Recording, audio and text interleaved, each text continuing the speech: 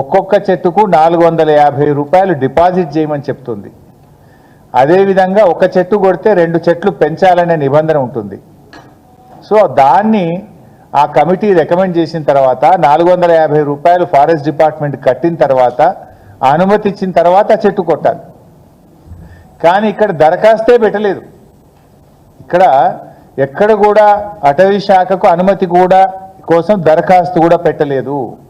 చట్టం ఏం చెప్తుందంటే అటవీ భూముల్లో చెట్టు కొట్టడం కాదు, నీ సొంత పట్టా భూమిలోనైనా నీ హౌస్ సైట్లోనైనా ఎక్కడ చెట్టు కొట్టినా డిపార్ట్మెంట్ యొక్క అనుమతి తీసుకోవాలని చెప్పి మన చట్టం చెప్తుంది. అందుకే మేము చాలా సందర్భాల్లో ఎమ్మెల్యేలుగా మేము కూడా చూస్తుంటాం. మా దగ్గర ఒక రైతు తెలవక, చట్టం మీద అవగాహన లేక ఒక చింత చెట్టో యాప చెట్టో పంట పండుతలేదు, నీడలో పంట పండలేదని చెట్టు కొడితే ఆ ట్రాక్టర్ సీజ్ చేస్తారు, పనిముట్లు సీజ్ చేస్తారు, రైతు మీద కేసు పెట్టి లక్షల రూపాయల పెనాల్టీలు వేస్తుంటారు. కానీ ఇక్కడ ఏమైంది? కంచే చేను మేసినట్టుగా ఇవాళ మొత్తం రాష్ట్ర ప్రభుత్వమే బుల్డోజ్ చేస్తూ ఉంది. రాష్ట్ర ప్రభుత్వమే వేలాది చెట్లను ఈరోజు నరికివేత చేసింది. ఇంకోటి, పోలీస్ స్టేషన్లో వీళ్ళు అప్లై చేసినారు చెట్లు నరకడానికి. పోలీస్ స్టేషన్లో దరఖాస్తు పెట్టింది టీజీఐఐసి. ఏమని?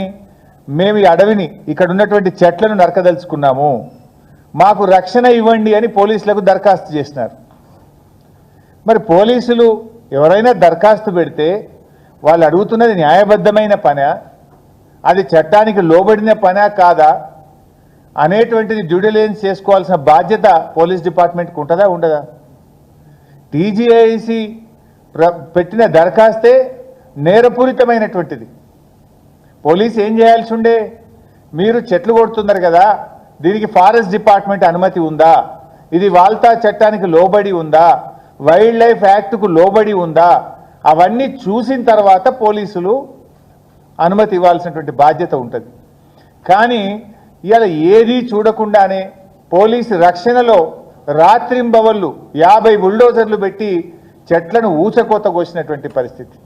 ఇవాళ దాదాపు 3 జింకలు చనిపోయినాయి ఇప్పటికే అని చెప్పి స్పష్టంగా ఫొటోస్తో సహా ఎవిడెన్స్తో సహా కుక్కలు కొరికేస్తున్నాయి, జింకలు చనిపోతూ ఉన్నాయి, జింకలు పరిసర ప్రాంతాల ప్రజల ఇళ్లలోకి వస్తున్నాయి. అంటే అది ఉన్నటువంటి గూడును చెదరగొట్టినప్పుడు దిక్కులేక అవన్నీ కూడా పరిసర ప్రాంతాల్లోకి పోవడం, కుక్కల దాడిలో చనిపోయేటువంటి పరిస్థితి ఏర్పడ్డది. వెనకట సినిమా యాక్టరు సల్మాన్ ఖాన్ ఒక జింకను చంపితే ఆయన జైల్లో పెట్టిండ్రు. ఒక జింకను చంపితే అతన్ని జైల్లో పెట్టిండ్రు. సంవత్సరాల తరబడి కోర్టుల చుట్టూ పోలీస్ స్టేషన్ల చుట్టూ తిరిగిండు. మరి 3 జింకలు చంపితే ఈ మరణానికి కారణం ఈ ముఖ్యమంత్రి, ఈ ప్రభుత్వం కాదా?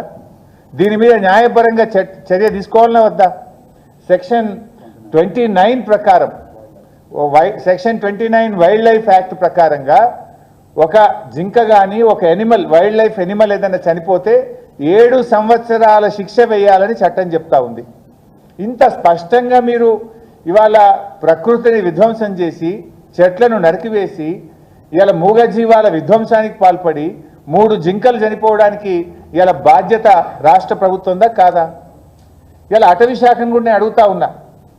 జనరల్గా గ్రామాల్లో ఎవరైనా ఒక చెట్టు కొడితే అటవీ శాఖ పోయి ఆ బండ్లు సీజ్ చేస్తారు, కేసులు పెడతారు, జైళ్లలో పెడుతుంటారు. హైదరాబాద్ నడిబొడ్డున 400 ఎకరాల్లో జీవ విధ్వంసం జరుగుతూ ఉంటే హైదరాబాద్లో ఉన్న పీసీసీఎఫ్ కానీ, ఇక్కడున్న డిఎఫ్ఓ కానీ, ఇక్కడున్న కన్జర్వేటర్ కానీ, ఇక్కడున్న అటవీ శాఖ అధికారులు నిద్రపోతున్నారా అని నేను అడుగుతా ఉన్నా. పేదవాడు తెలిసో తెలియకనో, చట్టం మీద అవగాహన లేకనో, తన పంట పొలానికి ఇబ్బంది జరిగి ఒక చెట్టు కొట్టే కేసులు పెట్టే మీరు వేలాది చెట్లను ఊచకోత కోస్తా ఉంటే, ఫ్లడ్ లైట్ల వెలుతురులో చెట్లను నరుకుతా ఉంటే మీరు నిద్రపోతున్నారా? ఇన్ఫ్యాక్ట్ మా ఆర్ఎస్ ప్రవీణ్ కుమార్ గారు మీరు స్పందించడం లేదు అని చెప్పి వారే స్వయంగా ఆర్ఎస్ ప్రవీణ్ కుమార్ గారు పీసీసీఎఫ్ గారికి 2 ఏప్రిల్ రోజు లెటర్ పెట్టినారు. ఇక్కడ జీవ విధ్వంసం జరుగుతూ ఉంది, ఇక్కడ చెట్లన్నీ కూడా అనుమతి లేకుండా కొడతా ఉన్నారు, వైల్డ్ లైఫ్ ఎఫెక్ట్ అవుతా ఉంది, తక్షణమే చర్య తీసుకోండి అని 2 ఏప్రిల్ నాడు స్వయంగా ఆర్ఎస్ ప్రవీణ్ కుమార్ గారు మన అటవీ శాఖ కార్యాలయానికి వెళ్ళి అరణ్య భవన్లో దరఖాస్తు ఇచ్చారు. మీకు దరఖాస్తు వచ్చిన తర్వాత కూడా స్పందించారా? రోజు అన్ని పత్రికల్లో హెడ్లైన్స్ వస్తుంటుంది, టీవీల్లో హెడ్లైన్స్ వస్తుంటుంది, యూనివర్సిటీ విద్యార్థులు రోడ్డు మీదకి వచ్చి ధర్నాలు చేస్తూ ఉంటారు, అయినా మీరు స్పందించరు.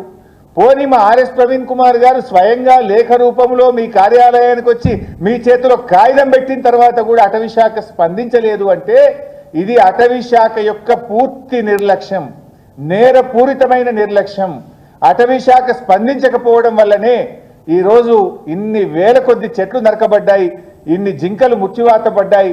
ఇలా వైల్డ్ అనిమల్స్ అన్ని కూడా ఇబ్బంది పడ్డటువంటి పరిస్థితి ఉన్నది. ఇలా ఈ బాధ్యత మీది, మీరు స్పందించలేకపోయారు. ముఖ్యంగా ఈరోజు చాలా విషయాలు కూడా మేము వారి దృష్టికి తీసుకుపోవడం జరిగింది. ఇవాళ అనేక రకాల వయలేషన్స్ ఇక్కడ జరిగినాయి. ఒకటి, మన రాష్ట్ర ప్రభుత్వంలో అనేక చట్టాలు కూడా ఉన్నాయి. వైల్డ్ లైఫ్ యాక్ట్తో పాటు వాల్తా యాక్ట్ 2002 ఇది మన రాష్ట్ర ప్రభుత్వం తెచ్చిన వాల్తా యాక్ట్. ఈ వాల్తా యాక్ట్ ప్రకారంగా ఎవరైనా చెట్టు కొట్టాలంటే రాష్ట్ర ప్రభుత్వం